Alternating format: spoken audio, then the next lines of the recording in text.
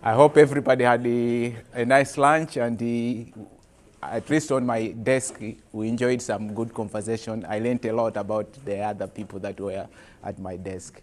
So I hope it was the same for all of you. So the first session this afternoon, I'm going to talk about economic freedom.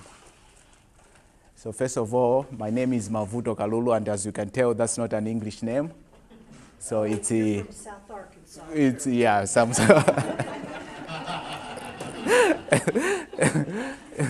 So I'm from Malawi, and as always, I try and give people what my name means, because in Malawi they usually, when they give you a name, there's a meaning to it. So Mavuto means trouble or problem. Kalulu means rabbit. So the reason they gave me Mavuto is probably they had family problems, or I was a trouble kid, so they gave me Mavuto Kalulu. So I like the troubled rabbit. So that means troubled rabbit. Yeah. When Mama had you, she said, "Here comes trouble." Yeah. Yeah, so I came here in the US in 2005. I came first to Missouri, then I moved to Mississippi. Then from Mississippi, I ended up at the Arkansas Center for Research in Economics, where I'm a policy analyst. I specialize in issues of governance, especially corruption and the transparency for the state of Arkansas. So today we're talking about economic freedom. So first of all, I'd like to acknowledge the people that have made this work very possible. We have Robert Lawson from the O'Neill Center for Global Markets and Freedom. Then we also have Daniel Serrado, who is here with us. Then James Gotney and Joshua. So Robert Lawson and Daniel Serrado are the co-authors of the booklet that you have. Then Robert Lawson, James Gotney, and Joshua, they are the ones that have the report, the 2015 report on economic freedom of the world. So that's where most of the information is coming from as well. So thank you to all these people. So in terms of our gathering here, I would want us to concentrate on what the Arkansas standards say about what you have to present to the kids. So the students will have to evaluate the different allocation methods. So that's one of the main things that you have to take away from this unit. Can this unit meet that standard? So I'll say, yes, this unit meets that standard. So the students will also investigate the role of producers, consumers, and government in a market economy. So our emphasis here is going to be the government part. You can use this unit to relate to the kids how government works, and the role of government in the allocation of resources. So the module objective, I would say we only have like one, but it's going to be broken down into several sub-objectives. So we have students who will be able to discuss the unintended consequences of allocation of resources through the government. We all know that we can allocate the resources through the market economy, but some prefer to allocate the resources through the government. So when they do that, there are going to be some unintended consequences. So what are those unintended consequences when we let the government do beyond what it's supposed to do? So you would expect students after this unit to be able to hypothesize why some countries are better off than others. So I'll talk about two hypothetical countries, and then you will discuss why those two countries are different in terms of the level of development. So students will also be able to compose 140 character description of one of the areas of the economic freedom of the world index. So we're going to talk about the index that I said was created by Bob Lawson, Gottney, and Josh Hall. So we'll talk about how they decided to create the index in such a way, and how useful it is, not only to researchers, but to everybody who wants to compare how countries differ in terms of the level of development. So the third thing is students will also be able to locate countries according to their economic freedom of the world ratings in 1980, 1990, 2000, and 2010. So this is more of an activity that they can do. It's at the back of the booklet, but the activity that we're going to do today is going to be different, but you can lead into this that's big activity. Then students will be able to hypothesize recommendations as to what one individual country must do to improve their economic freedom of the world index standings. So we'll talk about the different components of the index that they created. And if you want a country to improve, the kids can concentrate on those 5 different areas that are included in the index. So let me start by introducing these 2 countries. I'll call one country M, the other country U. So country M has a per capita income of 1,095. And the country U has a per capita income of 54,225 US dollars. From that information, can you tell which country is poorer than the other? M is much poorer. M is poor. In terms of money. In terms of money. So Culturally, they might be richer. They might be, yeah. But mostly economists are going to use the real per capita GDP income to measure, how well off a country is. So here are some of the other economic indicators. All these are taken from the World Bank. So that's one of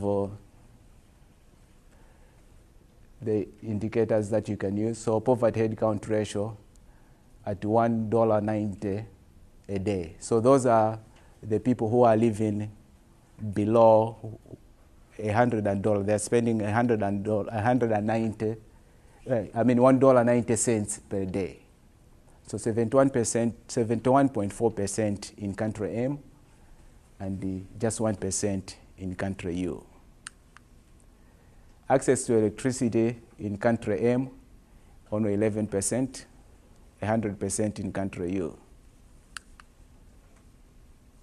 Fixed broadband subscriptions per 10,000 people, 5 people in country M, 3,300 in country U.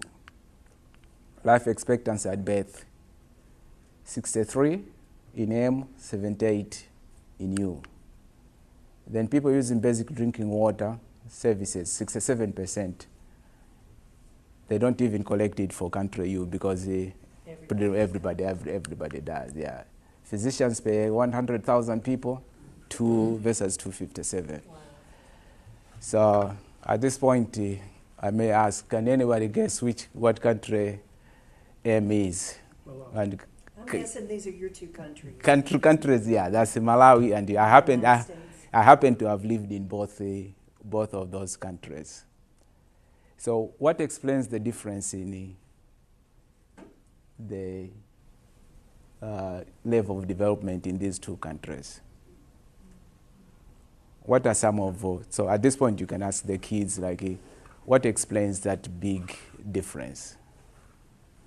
What are some of the factors that you think can explain why country U is better off than country M? Protection of personal property would be one. Protection of, okay, that's one of them. Capitalism. Capitalism, that's a good point. Resources. Okay. Natural resources. Free market economy. free market economy. Okay, anything else? Consistent rule of law. Consistent rule of law. I like all those suggestions. Keep going. Any other? Because I'm going to lump all what you've said into one. Location, okay. If a country is landlocked, like Malawi, people may say that it's because we don't have access to the sea, so that's why we are poor. So there are several reasons why people can say that the maybe some countries are richer than the others. Population, too much population, when it just puts so much pressure on the resources. So that means those countries that are highly populated with a higher population density are expected to be poorer than those with a low population density. So some will explain it by physical capital and infrastructure, then the differences in human capital, and the differences in technology. Then I'm going to lump everything else that you've said into economic freedom. So what is economic freedom? So it's important for us to understand the definition, then how do you go about measuring economic freedom? That's where Bob Lawson and the team come in to help us measure the economic freedom of the world. So as I said, we need the definition, then we also need the components of economic freedom. So that's how James Gauthier defines economic freedom. So embedded in all this definition, it's going to be the freedom that people have in the use of their resources. How do you determine who decides how you use your resources? So that's the whole definition is embedded in personal freedom. So it's all central to all this is the debate that goes on, as I said, in the allocate. How do you allocate your resources? Do you let the market system do it for you, or do you let a central planner do all the allocation for you? So if you let the central planner allocate for you, there are going to be some unintended consequences, which we're going to see as we go along.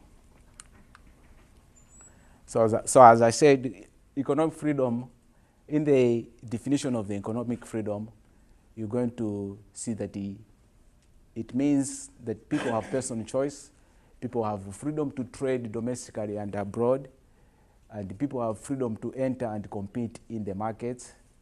And I think this theme was recurring in Dr. Schneider's talk as well, like the security of property and the rule of the law.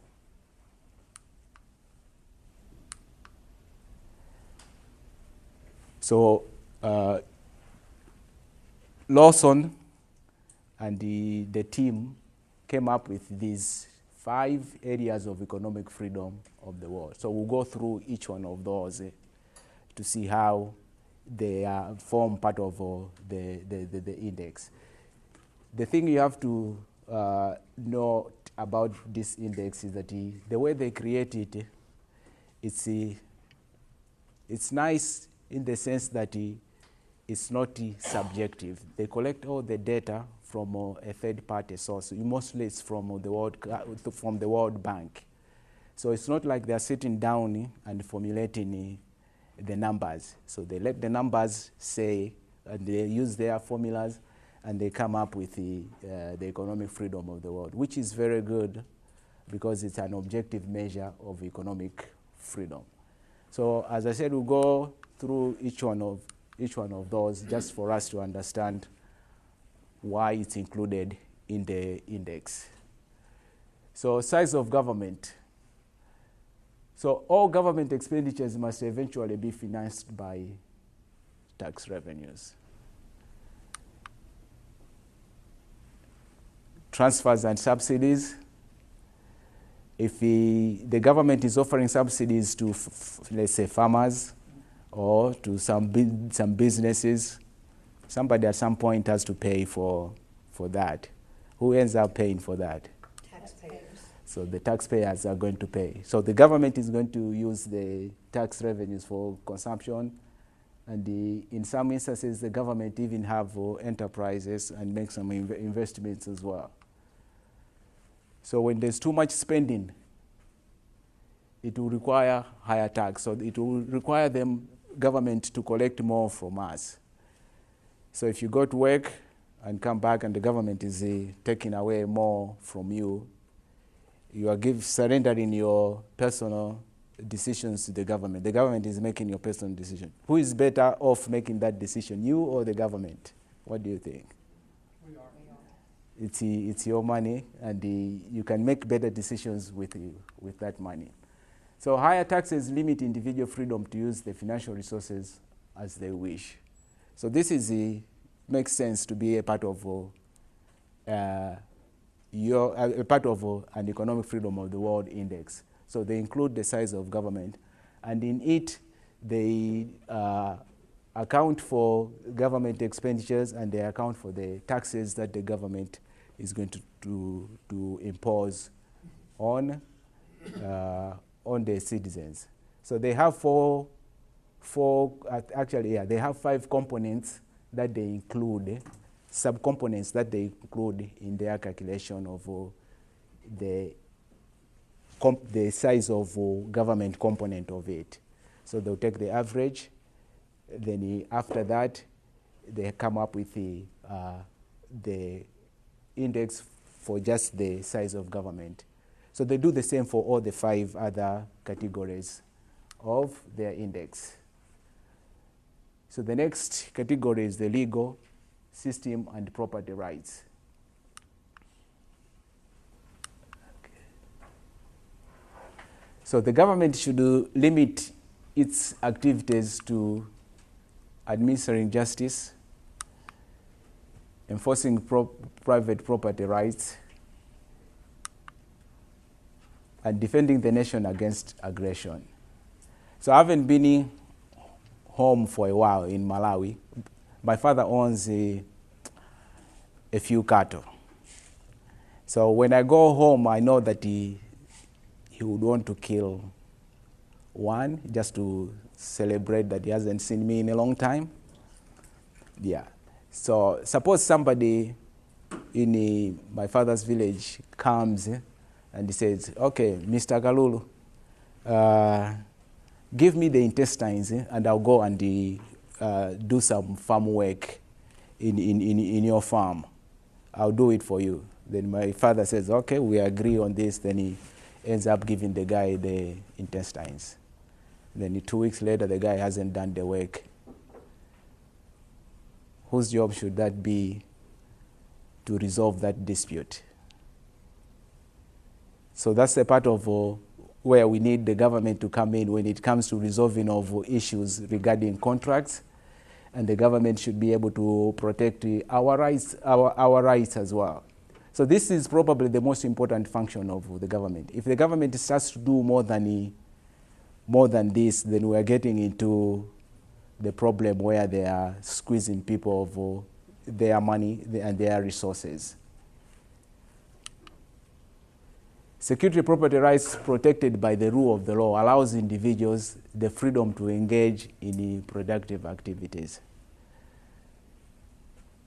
So if the government is intruding too much, if the government is doing beyond what they're supposed to be doing, that's when we get into trouble. So they have a lot of components that they include in measuring this index. So they look at the judicial independence. So they have the World Bank has a survey where they ask the call it experts who are going to determine whether the country's judicial system is independent, or are the courts impartial. protection of property rights. Is the police reliable, or what are the business costs of crime? So they include several sub components in order for them to come up with a measure of legal system and the property rights. This is the area where they say that it's very difficult to measure, but they include like 9 components in order for them to be able to capture what the legal system and the property rights of a country is. Then the third area is sound money. So what is sound money? Sound money is money that is not liable to sudden appreciation or depreciation in value. So this is where the Fed comes in to ensure that there is not too much inflation. What does inflation do? I think Dr. Hopper talked a lot about the purchasing power. When there's so much inflation, your purchasing power goes down. So this is pretty much like a tax on you. So if you work so hard and the things that you buy today are less than the things that you were able to buy yesterday, it's like they are taking away your freedom to be able to decide what to use your money for. So inflation erodes the value of rightly earned wages and savings. So the people that suffer the most are going to be the people that are on fixed income. So when that happens,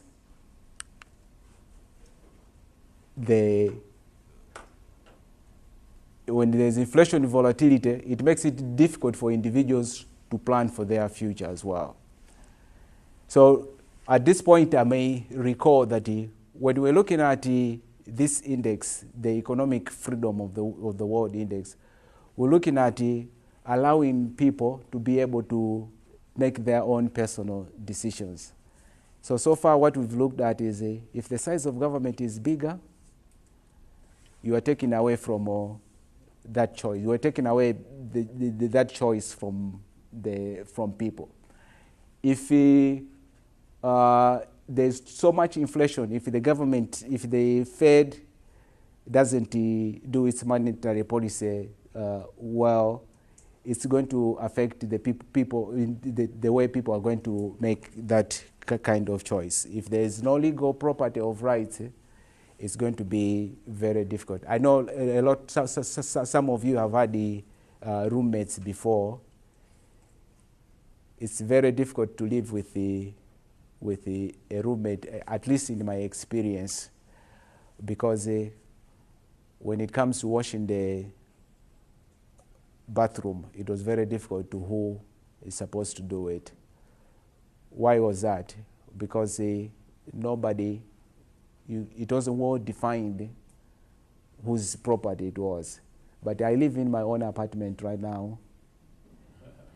It's easy for me to clean. I wake up in the morning, I go to clean. So if you don't define the property rights well as well, you're not going to be, it's going to be very difficult for you to develop. So those are like the 3. Then the next one is free trade. This is interesting because that's what's been happening lately. You've heard a lot in the news, in the newspapers, that there are trade tariffs, trade war going on between the U.S. and other nations as well. So that's going to affect how people are going to be able to decide how to use their own resources.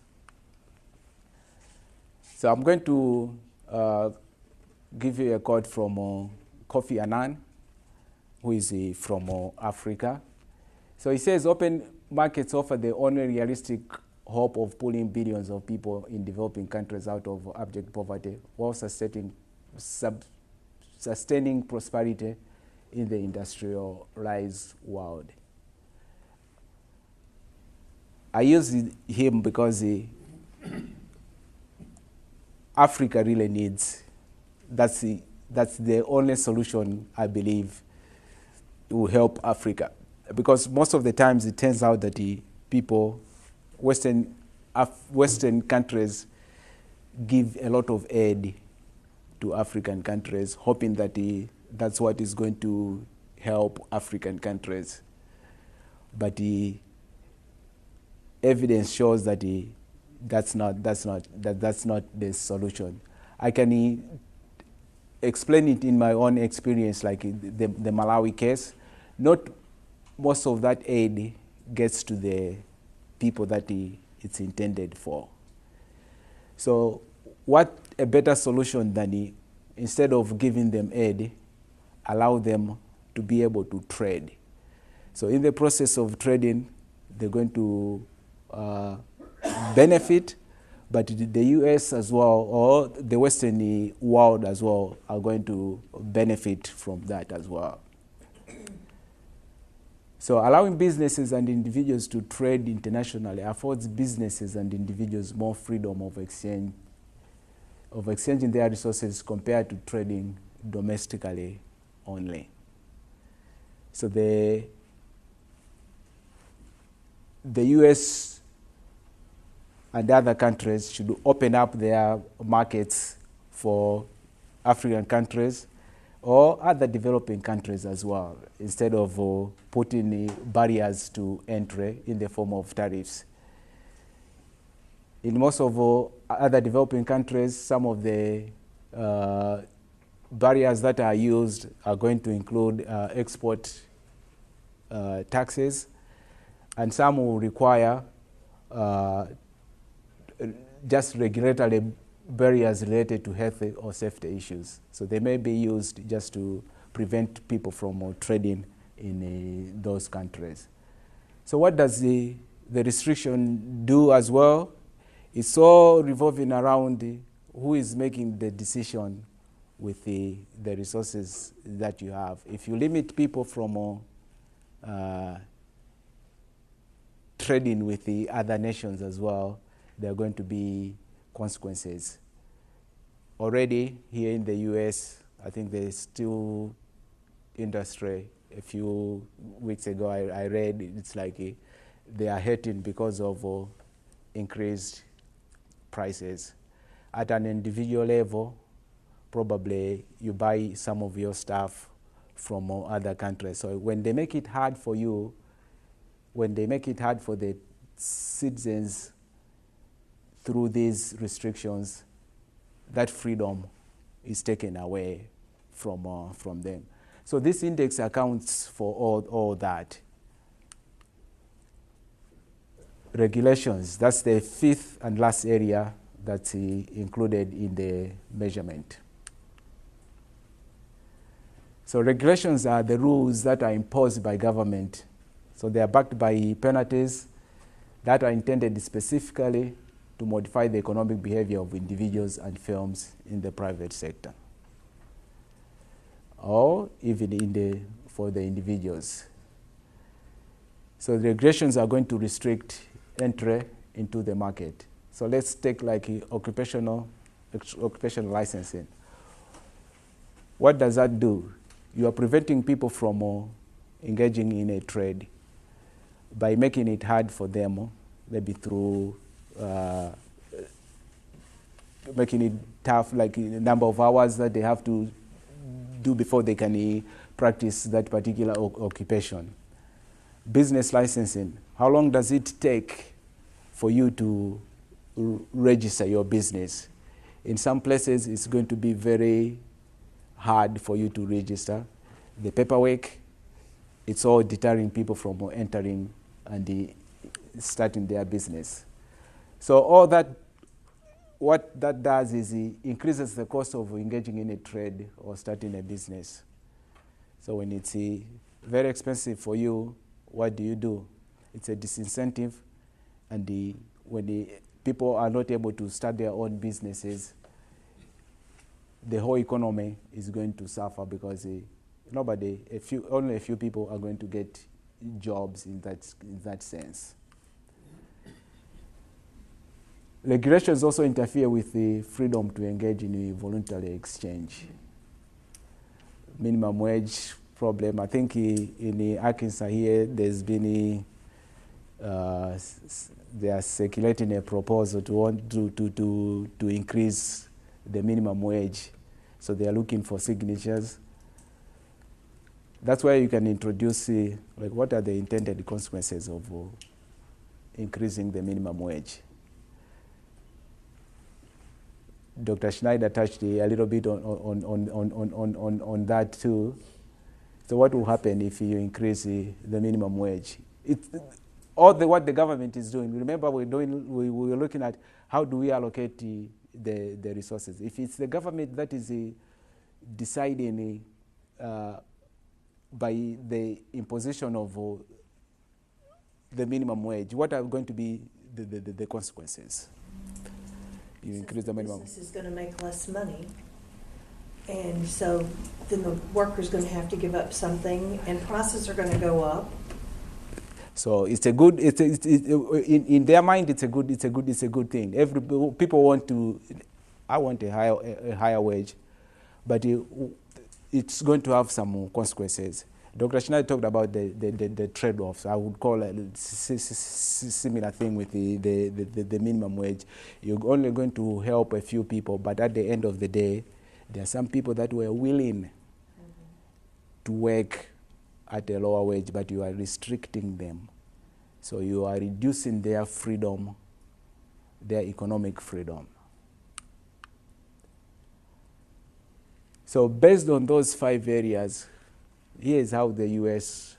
looks like based on their index. Remember, I said the way they calculate their index is they look at all the subcomponents, then they take the average of, they rank them on a 1 to 10 scale.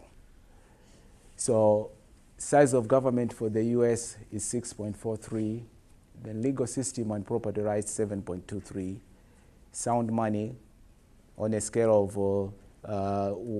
0 to 10, I think that's pretty good. Then the free trade internationally, it's 7.54. This data is for 2015. So what do you expect to happen with what's going on lately, with the trade wars going on? Our score will drop. So watch out for the 2017. It might be lower than that. Regulations, it's 8.71. So I've talked about the index itself, but why is it important? I said it is important because it gives us a measure with which we can use to compare states, and it also helps us, like researchers use it a lot in order for them to explain why other countries are better off than others. The factors that we explained earlier on, without economic freedom, they don't completely explain the whole story. So for us to be able to explain the whole story, we needed an index, an economic freedom index, which is going to help us understand what's going on, what countries can do in order for them to improve economically. So if you look at the index itself and compare it with the income per capita. So what I've done here, I haven't given you the index itself, the results of the index itself. We'll see at the end when we do the activities. But this is what the index shows in terms of the relationship between economic freedom and the economic freedom. So what they did was to split the countries into 4 quartiles. The first one being least free, then the third one being a little bit freer. Then at the end you have the most free countries. So what can you say about this relationship just by looking at the graphs in terms of the relationship between economic freedom and income per capita? The more freedom, the more income. So the more freedom, the more income you have. Okay? Let's see other indicators. So this looks at just the share of the poorest 10% of the population. So what can you say about the economic freedom and income per capita for the 10% of the population? Not much correlation. So here there's nothing that you can say in terms of that relationship. What can you say about economic freedom and political rights?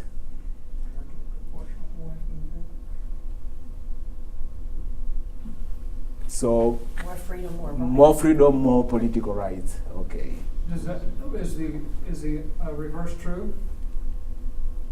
That less, yeah, it should be true. Like less economic freedom implies less. Oh, you mean like the more political? Well, yeah, I was thinking. Right. Okay. Hong Kong and Singapore, do they have more political freedom than we do in the U.S.? Political freedom? Mm-hmm. Yes. Because Hong Kong has substantially higher economic liberty than the U.S. Yeah. Do they have more political liberty? So the way this is created, it's on average we've grouped the whole countries that are most free, the 25%, the top 25% of the countries that are most free. This is the trend that you see when you pick individual countries. Probably, yeah, you may find that that relationship may not exactly be, but that's a good point to see that the political rights and the economic freedom are positively related, but in specific countries, maybe things may be different. That's why the index itself, the creation of the index itself, is important for people to, for researchers to use it while controlling for other factors as well. Without that measure, we'll probably not be able to figure out exactly, yeah, because these are just correlations, but you'd want to see like some causation as well.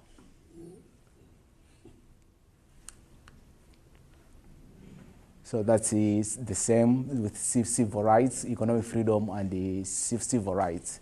So this is also very clear in terms of the more economic freedom you have, the more civil rights that you have. Economic freedom and life expectancy. So where does Malawi fall? Malawi was 63, so it's the life expectancy for Malawi was 63, and it's interesting that Malawi is also where on the economic freedom index, it's the least free. So we are the average for the least free country. So that's the kind of relationship that we see. So at this point, I'll do, because some of these things we'll be able to explain in the activity. So at this point, I would want you to go to your package. Then in the package, you should find the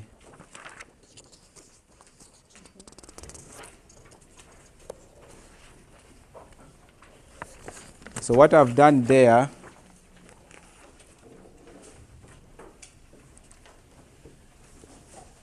is I want us to go through each continent and pick five countries. So I've also provided the maps of all those countries at the back for all those continents. So this is one of those the activities that you can, if you want to, you can do it in groups, or if you want to do it, you can do it individually. But what you have to do is, when you pick those 5 countries, compare those countries with the US. What you think? Are those countries economically free, more economically free than the US? So that's what I want you to do. So let's start with Africa. So go to the map of Africa. Then pick 5 countries and just say whether you think they are more economically free than the US. And if you have any idea why that could be, you can also add the reason for that. The kids might say Somalia, lower rank, reasoning, no rule of law. That's, yeah. So the expectation here is like they can go with the 5 different areas of the Economic Freedom Index. Yeah.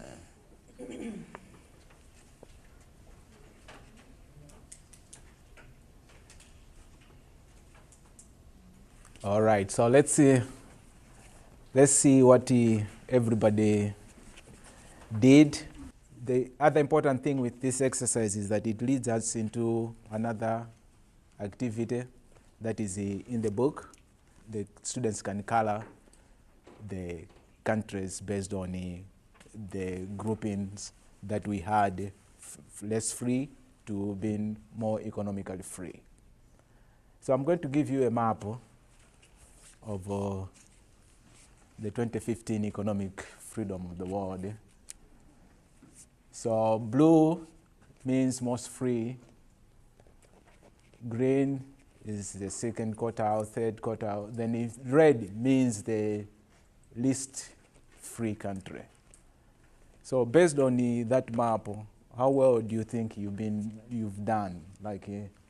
So if you look at Africa, if you compare with the US, did you rank any African countries more economically free than the US? Which one do you think is at least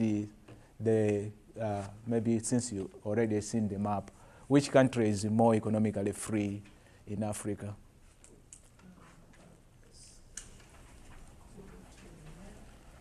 Is it Rwanda? It's Rwanda is So what other countries did people pick? And why did you pick that country as being more economically free than the US? I just know it's a special trading zone. Singapore, Yeah. Singapore? Singapore's the same. again, it's not a country, So, yeah. And both of those examples, if I Yeah. can point, don't have natural resources, which your previous slide said that was a factor for wealthy. So those are the explanations people give that Yeah, so I would Yeah. challenge that listing of natural resources. but Yeah. both those countries have lack Yeah. of regulations. That's the key to wealth, They not the have natural resources. the lack of regulations that controls them. I mean, Hong Kong and Singapore are both very lowly regulated. Yeah. Which if you notice, the blue countries outside the U.S. where a lot of, especially some of the European blue countries, and Central American blues, and Asian blues tend to be where wealthy corporations tend to hide their wealth, prevent taxation, which Hong Kong and Singapore, again, low taxation. Yeah. So the whole point of that slide as well was people may say these are the explanations, but it doesn't explain everything, because economic freedom is one of those factors that is going to explain the differences in why other countries are richer than others. So that's why I kept saying that the index is important, because it helps us be able to do that kind of research as well. So it's just Hong Kong and Singapore that have a higher number in Asia than the US, right? Yeah, A higher economic freedom number. yeah. So, But then But- you've but- got Japan and South Korea and Taiwan also with good numbers, but not Yeah. as high as the US. yeah. So in the next slide, you'll probably see, because this is just a selected few countries. with the compared with the US. So what is done here is the 2000 US Economic Freedom Index is included. So you see what has been happening to the US. So in 2000, it was 8.65, and it would have ranked the third. In 2015, what's the ranking? It's tied 12th with the Canada? with Canada.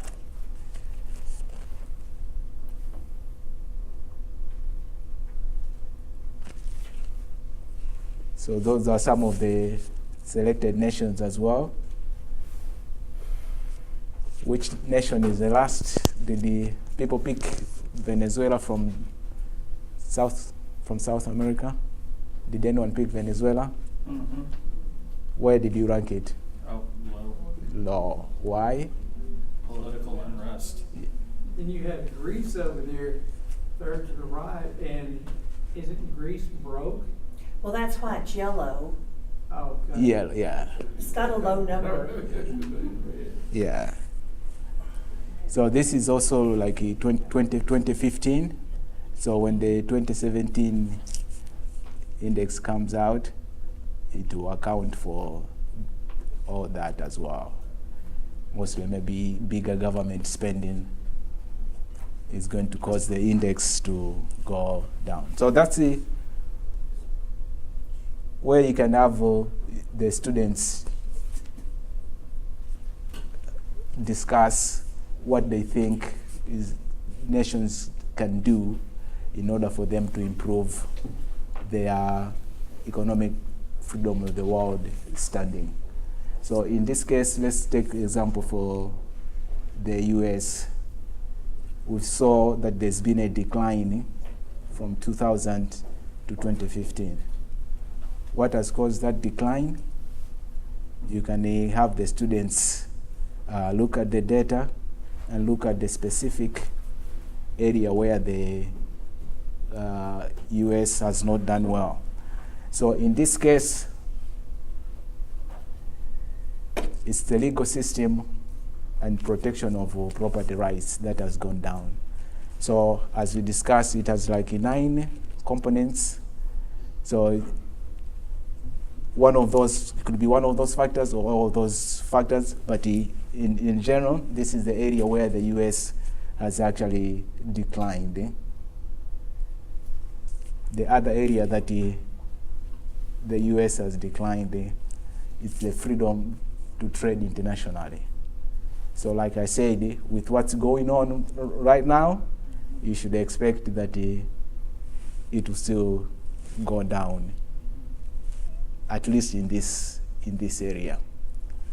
So why do you say that? Because the trade is opening up with Europe with the reduction of tariffs between the two countries. But there's trade war between China, US, they are imposing tariffs on each other. That's noise, because they aren't imposing tariffs, they're simply proposing the same tariffs are being reflected from one to the other. Congress didn't increase any tariff. It just allowed the president to match a tariff that any other country was already giving us.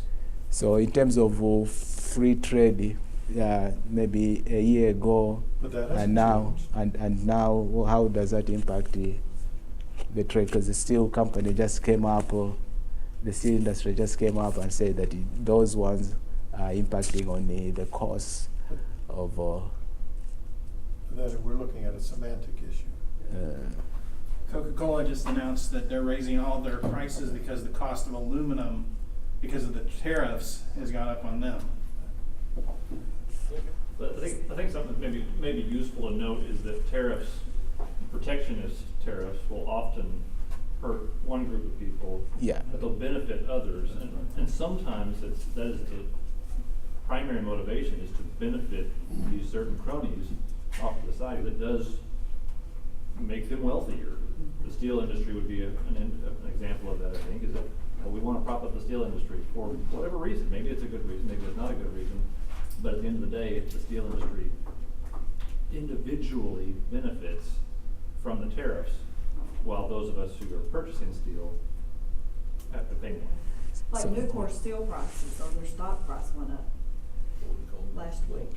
So I think he brings up a good point as well in terms of like what we're trying to do, like the unintended consequences. You're trying to protect an industry, but what's the cost of doing that? The consumers pay. The consumers pay. Also, Yeah. regulations protect the quality of life in some people. Just think about the turn of the century when we had less regulations in the United States, how we had kids working, getting killed on the job and stuff like that. So the quality of life improved when you have unions and things like that at one point, where you brought the quality of life and standard up of living for your people.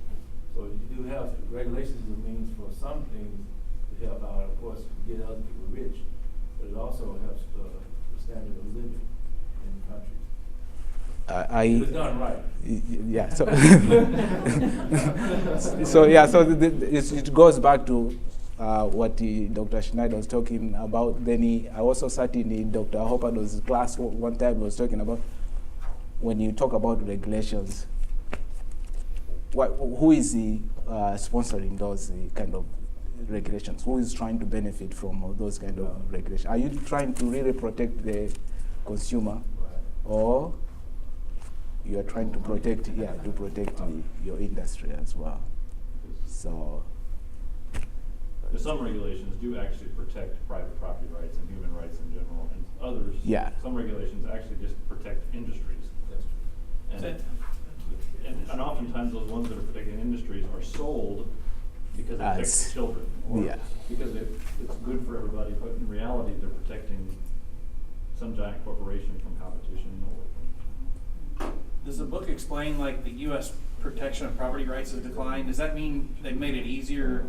Is it easier for the government now to declare eminent domain and just take it? Yes. So there's been court cases. Yes, especially in the metropolitan So there's been court area. cases now where the government, it's made it easier in the U.S. for the government just to declare come in and eminent take your domain. property. Give it from one person, take it from one, give it to another person. So that's what's made our. And the increased environmental laws as well Has, have increased. does criminal asset or civil asset forfeiture enter into that? Oh, yes. Yeah. They will take your money without giving it back. We've got how many millions now? But did Where it the get money worse? was arrested. Did it get worse during that time that we declined? Yeah. Actually, this would probably be an important, a good point to stop, because the next session is going to talk about a little bit. That's going to be an activity about the free trade itself. So I'm looking forward to that activity, which is going to be led by Christy Hopper. Thank you so much.